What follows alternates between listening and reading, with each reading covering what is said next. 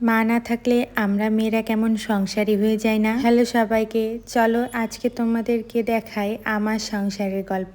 গতকাল মা গ্রামের বাসায় চলে গিয়েছে আর ভাই আর আমি গ্রামের বাসা যাব ঈদের বন্ধে। একটা সংসারে 2-3 জন থাকি কিংবা অনেকজন থাকি, সব কাজগুলো কিন্তু সেমই থাকে, শুধু রান্নার ক্ষেত্রে একটু পরিবর্তন ঘটে। সকালবেলা সব বাসি কাজ ছেড়ে স্নান করে আমি পুজো দিয়েছি আর অন্যদিকে দিদি ছিল বাসায়। দিদি সকাল সকাল পরোটা ভেজে নিয়েছে।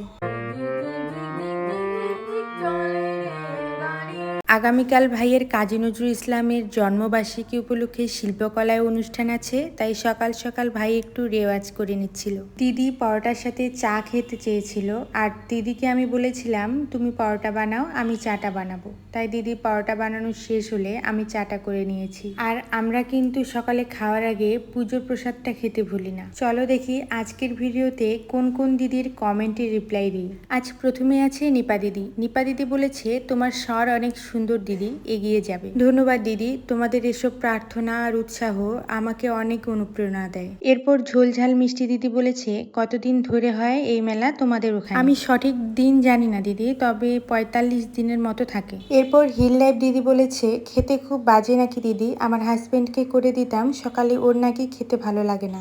দিদি, গ্রিন টিটা একটু কসকস খেতে, আমারও খেতে ভালো লাগে না, তবুও খেতেই হয়। আমার এই নতুন উদ্যোগ তোমাদের কেমন লেগেছে জানিও। আজ এখানেই, তোমরা সবাই ভালো থেকো, সুস্থ থেকো, দেখা হবে পরে কোনো ভিডিওতে।